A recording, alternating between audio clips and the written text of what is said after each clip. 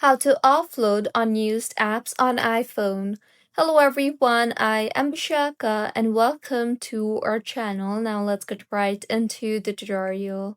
Firstly, go ahead and launch the settings application on your device and further tap on general.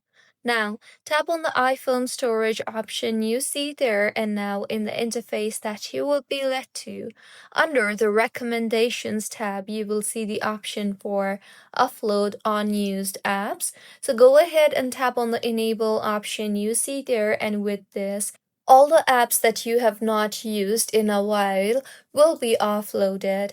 Or you can also simply scroll down and you will see various apps. So tap on the app that you have not used in a while and you will see the offload app option. Offload the app and you can go back and repeat the same process for all the other unused apps too.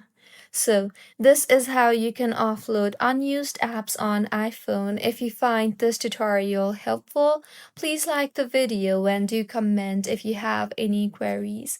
Also, do subscribe to our channel for more helpful tutorials like this. See you on the next one.